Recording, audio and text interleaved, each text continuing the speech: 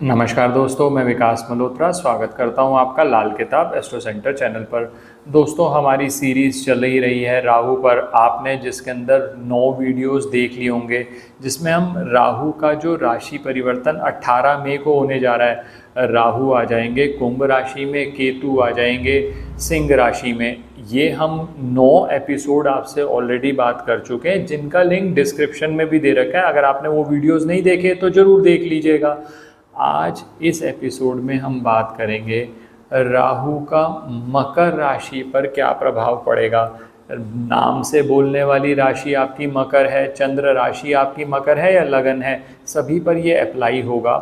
अब राहु जब भी किसी भी केस में कुंभ राशि में आते हैं तो मकर राशि वालों के लिए वैसे भी लाभ हो जाता है दोस्तों, क्योंकि रीज़न ये है कि जो कुंभ राशि है वो शनि की राशि मानी जाती है और शनि के एजेंट की तरह राहु काम करते हैं। राहु और केतु दोनों लाल किताब में शनि के एजेंट माने जाते हैं। अब क्या प्रभाव पड़ेगा, राहु किस तरह से, क्योंकि सेकंड हाउस जो है, क्योंकि अगर मकर राशि के हिसाब से देखा जाए तो राहु का एक गोचर सेकंड हाउस में हो रहा है।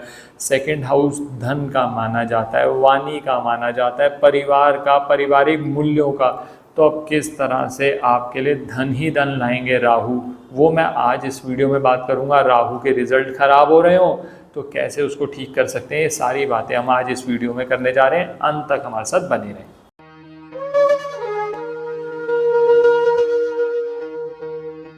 अब दोस्तों, मकर राशि वालों की बात करी जाए, सबसे पहला पॉजिटिव पॉइंट तो यही हो गया कि शनि की 7.5 जिन लोगों के लिए बहुत अच्छी नहीं चल रही थी, तो शनि की 7.5 खत्म हो गई 29 मार्च को। अब शनि की 7.5 खत्म होने के साथ साथ ही राहु 18 मई को प्रवेश कर जाएंगे कुंभ राशि में। अब शनि जो है इस समय पर मीन राशि में गोचर कर रहे हैं। पहले बात करते हैं कि राहु सेकंड हाउस में, और क्योंकि केतु, राहु अगर सेकंड हाउस में तो केतु आ जाएगा 8th हाउस में। तो सेकंड और 8th हाउस में किस प्रकार से प्रभाव पड़ेगा। सेकंड हाउस मैंने आपसे बात करी, वाणी का होगा, परिवार का होगा, धन माना जाता है। और दोस्तों, सेकंड हाउस में राहु आ जाए ना तो हम कहते हैं गुरु के मातहत चलने वाला, यानी गुरु जिस तरह का होगा वैसा ही राहु रिजल्ट देगा। तो दोस्तों, जब भी राहु सेकंड हाउस के फल देखा करो ना तो बृहस्पति की पोजीशन जरूर देखो। बृहस्पति कहाँ पर है पत्रिका के अंदर, अगर आपका बृहस्पति अच्छा बैठा है तो राहु के 100% जब वो सेकंड हाउस में गोचर करेंगे आपको बहुत अच्छे रिजल्ट मिलेंगे। और दूसरी बात दोस्तों, सेकंड हाउस जो होता है वो हमारा सबकॉन्शियस माइंड माना जाता है। और राहु क्या है, राहु है आपकी सोच, राहु है चीज़ों को करने के लिए जो चालाकी चाहिए, वो राहु है। तो दोस्तों, राहु अगर सेकंड हाउस में आ जाएगा ना तो आपकी इंट्यूशन पावर को बढ़ा देगा। अब सेकंड हाउस लाल किताब के हिसाब से बात करी जाए दोस्तों तो गर्दन को माना जाता है। अब गर्दन से संबंधित आप जो लोग ऐसे हैं जो अपनी वाणी से काम करते हैं, जैसे कुछ कंसल्टेंट्स हैं, स्पीकर्स हैं,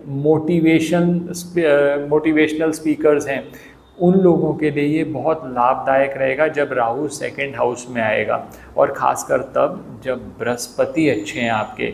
अब दोस्तों, राहु जब सेकंड हाउस में आया तो मैंने अभी आपसे बात करी, राहु के साथ केतु जो है वो 8th हाउस में आ जाएंगे। पहले 8th हाउस को भी समझ लेते हैं, फिर केतु आएंगे तो उसका क्या फ़र्क पड़ेगा उस पर भी बात करूँगा। फिर बात करेंगे ओवरऑल रिजल्ट्स की। अब जो 8th हाउस होता है दोस्तों वो रिसर्च से संबंधित माना जाता है। अब केतु का 8th हाउस में आना, क्योंकि 8th हाउस हम ये भी मान के चलते हैं कि 8th हाउस ऑब्स्टेकल्स का, समस्याओं का, विघ्नों का हाउस है, वहाँ पर केतु आ गए। अब दोस्तों, केतु जब भी 8th हाउस में आएगा ना तो आप एक चीज़ का ध्यान रखिएगा, कहीं ना कहीं आपकी वाणी पे नेगेटिव इफेक्ट डालेगा। वो क्यों डालेगा, क्योंकि 8th हाउस हमेशा उल्टी दृष्टि से सेकंड हाउस को देखता है। तो अब केतु आ गए 8th हाउस में, तो ऐसी स्थिति में वाणी का बहुत ध्यान रखिएगा। कहा जाता है केतु अगर 8th हाउस में हो और ख़राब हो जाए तो इंसान के बोलते शब्द पत्थर की तरह लगते हैं। अब आप कहते हैं कि सर मैं तो कोई ऑनलाइन काम करता हूँ या मेरा काम है लोगों से पब्लिक डीलिंग करने का, ऐसी स्थिति में जब राहु सेकंड हाउस में, केतु 8th हाउस में आ गए, तो आपको बहुत ध्यान रखने की ज़रूरत है। तो प्रो टिप क्या होगी दोस्तों, सबसे पहले सोच समझ कर, बहुत सोच समझ के, कैलकुलेट करके बोलो। केतु के आधे रिजल्ट तो वहीं अच्छे हो गए। अब दोस्तों फिर भी अगर बुरे रिजल्ट मिल रहे हैं तो एक उपाय भी साथ के साथ आपको बताता हूँ जो कि 100% काम करता है। आप क्या करिए, एक काला सफ़ेद कंबल ये धर्म स्थान में 1 महीने में 1 बार आप देते जाइए। आप देखिएगा इससे लाभ होना उसी दिन से शुरू हो गया। और दोस्तों ये ध्यान रखिएगा, ये जो धर्म स्थान में काला सफ़ेद कंबल देना है, ये पंडित जी के हाथ में देकर आइए, साथ में कुछ दक्षिणा दे के आइए। ये तो हो गई बात केतु की। अच्छा, अब केतु के रिजल्ट और बढ़िया करने का एक और टिप देता हूँ आपको। अगर कान छेदन आपके लिए संभव है और उसमें सोने की बालियां डाल लें, सोने की बाली, लेकिन वो खोखली नहीं होनी चाहिए दोस्तों, ये ध्यान रखिएगा, तो कान छेदन करा लीजिए। कान छेदन पे मैंने अलग से वीडियो शेयर किया हुआ है, हमारे चैनल पर मिल जाएगा, आप उसको देख लीजिएगा। उसमें सारी इन्फॉर्मेशन होगी किस तरह से करना है, किस डे पे किया जाता है, क्योंकि लोग इसी में पूछना शुरू कर देते हैं। अब ऐसे में संभव नहीं होता, क्योंकि हमारी कोशिश ये होती है कि ये वीडियो में बहुत जो इन्फॉर्मेशन बहुत ज़रूरी है वही दें आपको। जो बाकी इन्फॉर्मेशन ऑलरेडी एग्जिस्टिंग है हमारे चैनल पर, आप उसको देख लीजिए। तो कान छेदन से संबंधित अगर कोई क्वेश्चन है, आप वो वीडियो पहले देख लीजिएगा। अगर कोई क्वेश्चन हो तो आप उस पर पोस्ट कर सकते हैं, जहाँ जहाँ संभव होगा हम आपको रिप्लाई भी करेंगे। ये कान छेदन का, आप कान में सोना धारण कर लीजिए। जो कान है वो केतु से संबंधित है, सोना धारण कर लिया। केतु का गुरु बृहस्पति आ गया। दोस्तों ये ध्यान रखिएगा, सेकंड हाउस जो होता है उसमें राहु केतु की मुश्तरका बैठक मानी जाती है। राहु केतु जब दोनों मिलते हैं तो मस्नुई शुक्र का, यानी आर्टिफिशियल वीनस का निर्माण होता है। सेकंड हाउस में वैसे भी अगर आप काल पुरुष कुंडली के हिसाब से देखें तो वृषभ राशि आती है। तो राहु जब सेकंड हाउस में आएगा और अच्छे फल देगा तो शुक्र के फल अपने आप ही अच्छे हो जाएंगे। अब ये तो बात मैंने करी, केतु अगर 8th हाउस में आपको कुछ खराब फल दे रहा है तो आप क्या करेंगे। अब मान लीजिए आपने कहा सर राहु सेकंड हाउस में अच्छे फल नहीं दे रहा, राहु के हम और फल अच्छे लेना चाहते हैं। पहले तो एक बात ये समझ लीजिए, राहु जब सेकंड हाउस में आया ना दोस्तों, सेकंड हाउस 10th को देखता है और 10th जागता, 10th हाउस जो प्रोफेशन हाउस होता है वो जागता भी दूसरे भाव से है। तो अब ऐसी स्थिति में जब राहु आ जाए और अगर आप कोई ऑनलाइन काम करना चाहते हैं, कोई नया बिजनेस करना चाह रहे हैं, तो वो आप कर सकते हैं। एक बात ध्यान रखिएगा दोस्तों, जब राहु यहाँ पर सेकंड हाउस में गोचर कर रहे हैं ना आपके मकर राशि वालों के लिए, तो शनि आ रहे हैं 3rd हाउस में, क्योंकि वो मीन राशि में।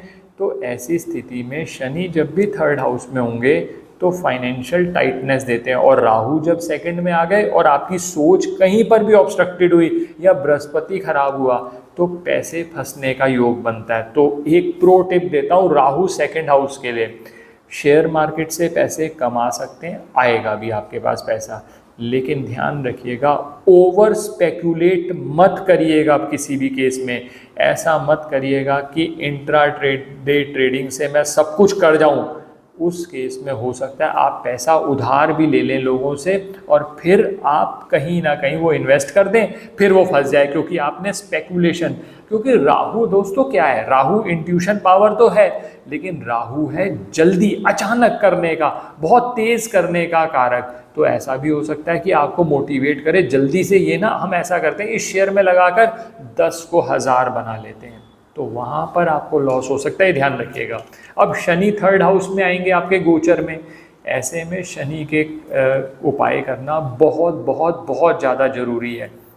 इसके लिए करना क्या है, आप आई ड्रॉप्स ले लीजिए। आई ड्रॉप्स बहुत आसानी से मिल जाते, किसी भी आई ड्रॉप्स नॉर्मल भी ले सकते हो, कोई समस्या के लिए जैसे कंजक्टिवाइटिस के लिए आई ड्रॉप्स आते हैं या कैप्सूल्स आते हैं, आप वो भी ले सकते हो।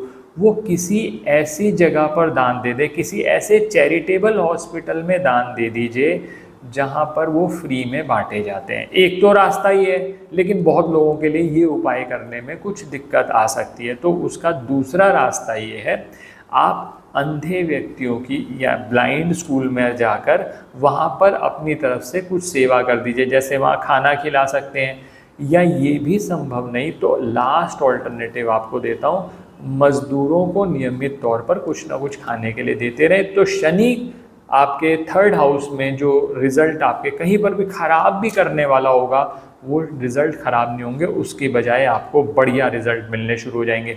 तो इस तरह से इस कैलकुलेशंस पे आप चलेंगे तो राहु आपको बहुत अच्छे रिजल्ट देगा। अब एक और प्रो टिप ले लीजिए, सेकंड हाउस में राहु हो, केतु ऑब्वियसली एट्थ हाउस में होगा, ऐसे में ससुराल से इलेक्ट्रॉनिक आइटम गिफ्ट नहीं लेने किसी भी सिचुएशन में, तो आप राहु के नेगेटिव इफेक्ट से और बच सकते हैं। ये कार्य करके देखिए, बहुत लाभ होगा। अगर फिर भी राहु कहीं आपको लग रहा हो कि मुझे राहु से संबंधित ही प्रॉब्लम्स आ रही हैं, तो एक और आप उपाय कर सकते हैं, अपने गले के अंदर 4 ग्राम की ठोस गोली, चाहे वो पिंजरे में बनवा लीजिए, चाहे हुक से लगवा के डाल लीजिए, चांदी की चेन में वो आप डाल लीजिए। ये राहु संबंधित जो समस्याएं आपको आ रही हैं उनसे बचाए रखेगा। इस उपाय का क्या लॉजिक है, बहुत डिटेल में शेयर किया हुआ है, हमारे चैनल पर वीडियो मिल जाएगा, वो वीडियो को भी देखिए, उससे आपको पता चल जाएगा ये उपाय किस तरह से काम करता है। तो राहु के और केतु के दोनों के अच्छे रिजल्ट मिल जाएंगे। और दोस्तों प्रो टिप जरूर फॉलो करिएगा। जैसे मैंने कहा ना, केतु 8th में है, तो अपनी वाणी का ध्यान रख लो, आपका आधा काम यही बन जाएगा। करके देखिए, लाभ ज़रूर होगा। आशा करता हूँ वीडियो पसंद आया होगा। अगर वीडियो पसंद आया तो लाइक करें, बाकी लोगों के साथ भी शेयर करें। चैनल पर नए हैं, सब्सक्राइब नहीं किया तो प्लीज़ सब्सक्राइब कर दें, बेल बटन को पुश कर दें। ज्योतिषीय परामर्श के लिए हमारी वेबसाइट्स पर विजिट करके अपॉइंटमेंट बुक कर सकते हैं, जिनका लिंक डिस्क्रिप्शन में दिया हुआ है। धन्यवाद दोस्तों।